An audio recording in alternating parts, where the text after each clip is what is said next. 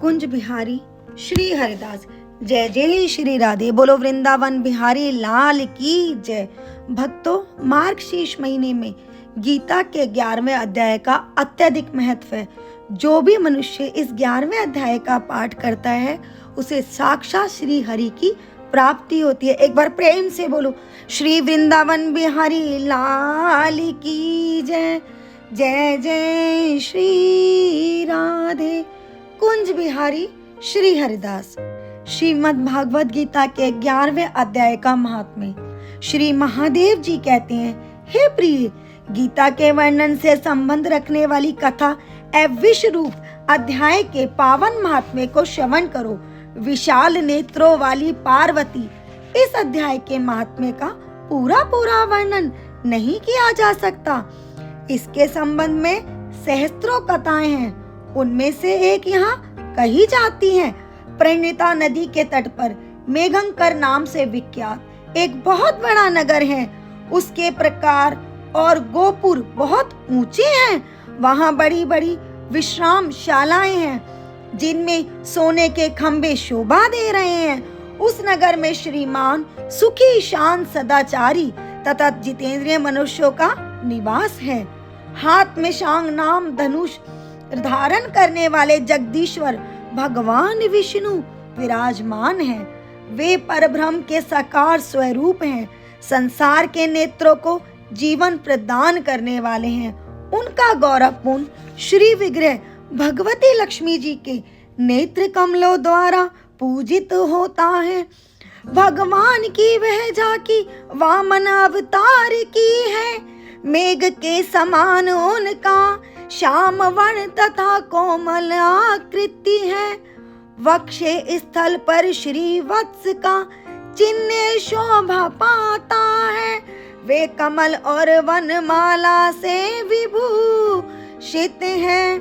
अनेक प्रकार के आभूषणों से सुशोभित हो भगवान वामन रत्न युक्त समुद्र के सदृश जान पड़ते हैं। पीतांबर से उनके श्याम विग्रह की कांति ऐसी प्रतीत होती है मानो चमकती हुई बिजली से घिरा हुआ स्निग्ध मेघ शोभा पा रहा हो। उन भगवान वामन का दर्शन करके जीव जन्म एवं संसार के बंधन से मुक्त हो जाता है। उस नगर में मेखला नामक महान तीर्थ है जिसमें स्नान करके मनुष्य साक्षात बैकुंठ धाम को प्राप्त होता है। वहाँ जगत के स्वामी करुणा सागर भगवान नरसिंह का दर्शन करने से मनुष्य 7 जन्मों के किए हुए घोर पाप से छुटकारा पा जाता है। जो मनुष्य मेखला में गणेश जी का दर्शन करता है वे सदा दुस्तर विघ्नों के भी पार हो जाता है। उस मेघांकर नगर में कोई श्रेष्ठ ब्राह्मण थे जो ब्रह्मचार्य परायण ममता और अहंकार से रहित वेद शास्त्रों में प्रवीण जितेंद्रिय तथा भगवान वासुदेव के शरणागत थे। उनका नाम सुनंद था। प्रिय, वे शांग धनुष धारण करने वाले भगवान के पास गीता के 11वें अध्याय विश्वरूप दर्शन योग पाठ किया करते थे। उस अध्याय के प्रभाव से उन्हें ब्रह्म ज्ञान की प्राप्ति हो गई थी। परम आनंद संतोष से पूर्ण उत्तम ज्ञानमय समाधि के द्वारा इंद्रियों के अंतर्मुख हो जाने के कारण वे निश्चल स्थिति को प्राप्त हो गए थे। सदा जीवन युक्त योगी की स्थिति में रहते थे। एक समय जब बृहस्पति सिंह राशि पर स्थित थे, महायोगी सुनंद ने गोदावरी तीर्थ की यात्रा आरंभ की।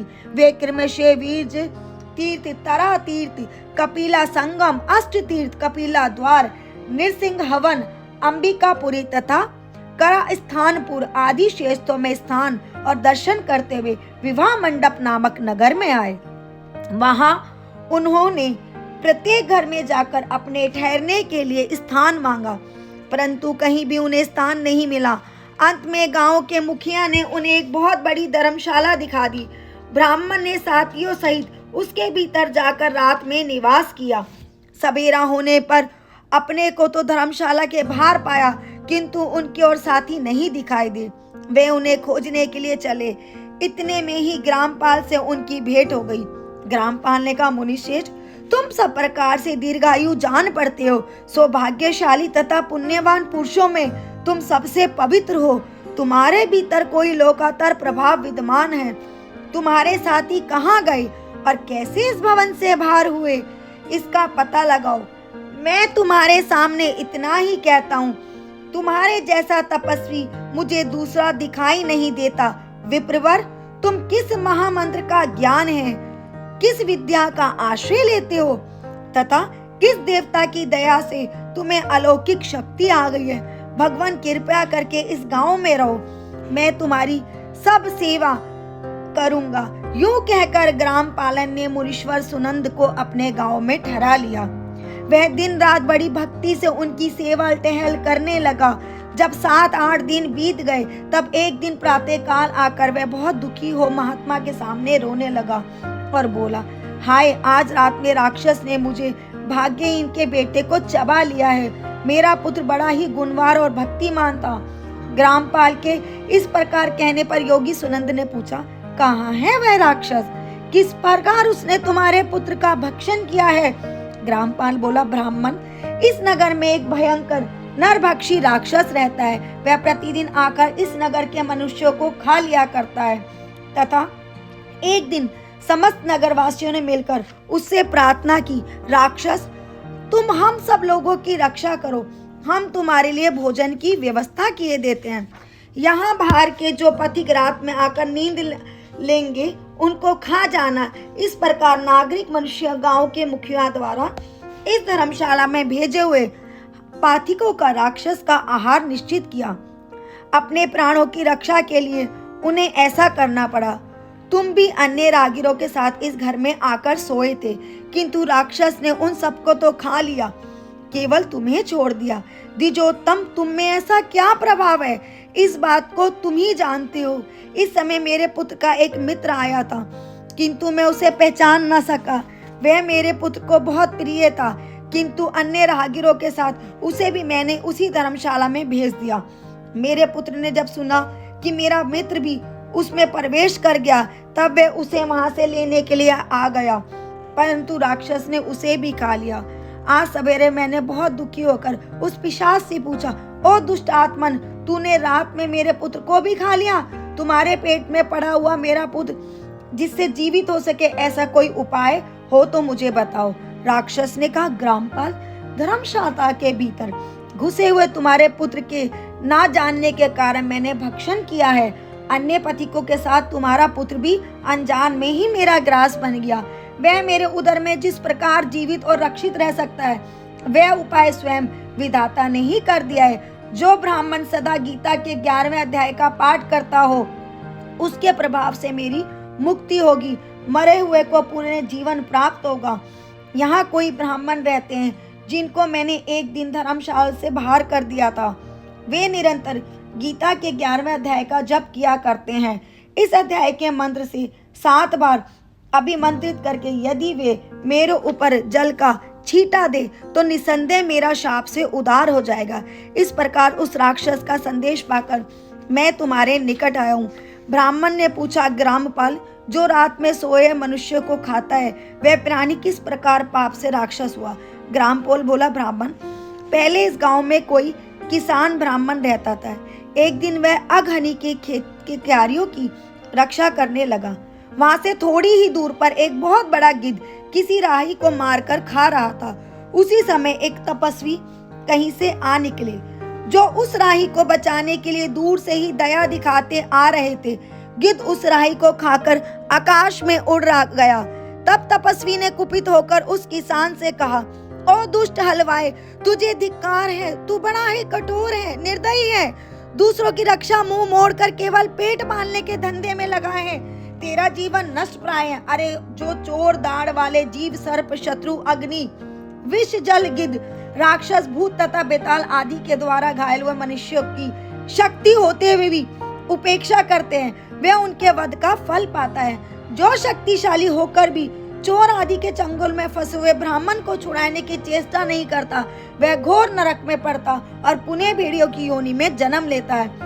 जो वन में मारे जाते हुए तथा गिद्ध हैं, व्याघ्र की दृष्टि में पड़े हुए जीव की रक्षा के लिए छोड़ो छोड़ो की पुकार करता है, वे परम गति को प्राप्त होते हैं। जो मनुष्य गौ की रक्षा के लिए व्याघ्र, भील तथा दुष्ट राजाओं के हाथ से मारे जाते हैं, वे भगवान विष्णु के उस परम पद को पाते हैं जो योगियों के लिए भी दुर्लभ है। सहस्त्रश्मेध यज्ञ और 100 वाजपेयी यज्ञ मिलकर शरणागत रक्षा की 16वीं कलाओं के बराबर भी नहीं हो सकते।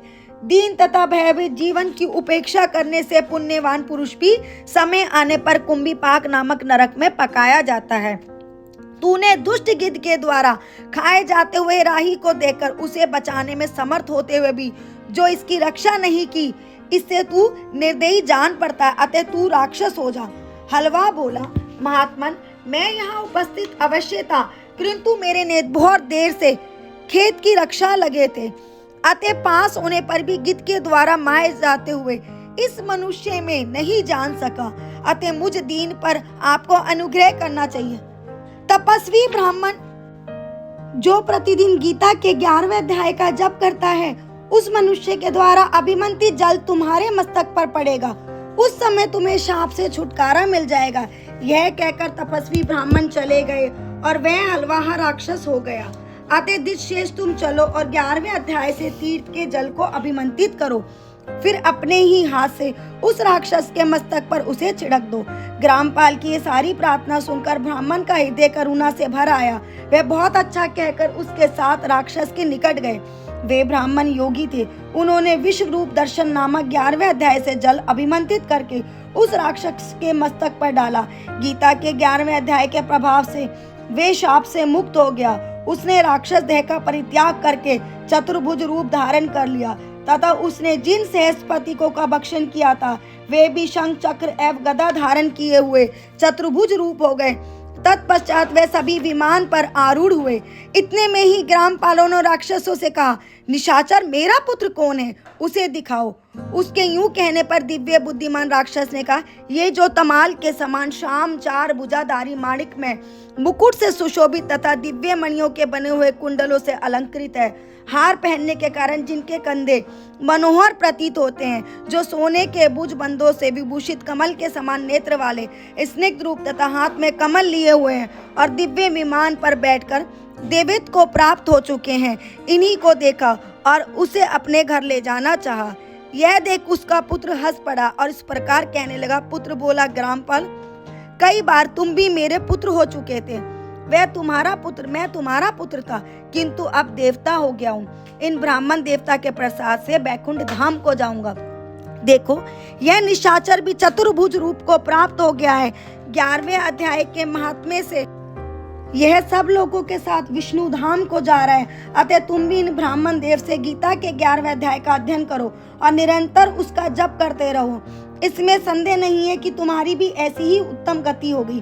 तात मनुष्य के लिए साधु पुरुषों का संग सर्वथा दुर्लभ है, वह भी इस समय तुम्हें प्राप्त है। अतः अपना अभिष्ट सिद्ध करो। धन, भोग, दान, यज्ञ, तपस्या और पूर्व कर्मों से क्या लेना है। विश्व रूप अध्याय के पाठ से ही परम कल्याण की प्राप्ति हो जाती है।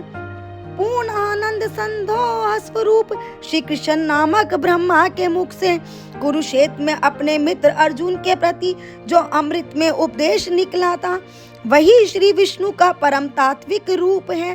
तुम उसी का चिंतन करो और वह मोक्ष के लिए प्रसिद्ध रसायन है।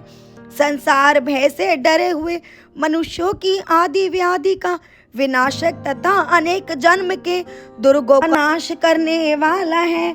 मैं उसके सिवा दूसरे किसी को साधना का ऐसा नहीं देखता, अतः उसी का अभ्यास करो। श्री महादेव जी कहते हैं, यूं कहकर वह सबके साथ श्री विष्णु के परम धाम को चला गया।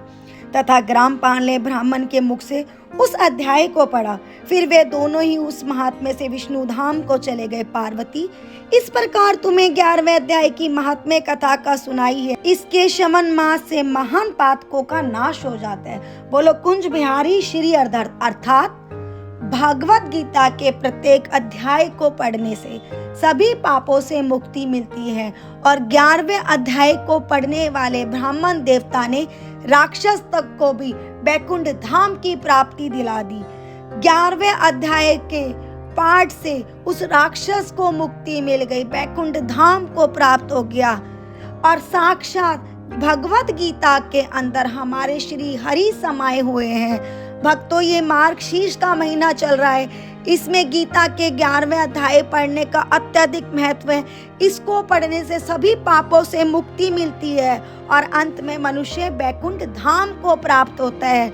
और जो भी मनुष्य श्री हरि के दर्शनों का आनंद प्राप्त करना चाहता है, उसको प्रतिदिन गीता के पाठ अवश्य करना चाहिए। भक्तों, अगर ये वीडियो पसंद आए तो चैनल को लाइक, शेयर और सब्सक्राइब जरूर करें, जिससे मैं आगे भी इसी तरीके से आपकी सेवा में उपस्थित रहूं।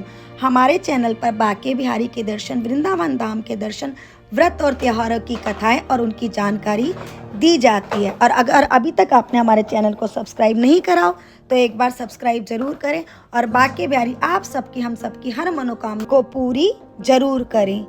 जय श्री राधे। कुंज बिहारी श्री हरिदास विठ्ठल विपुल बिहारिंदास। श्री राधा राधा।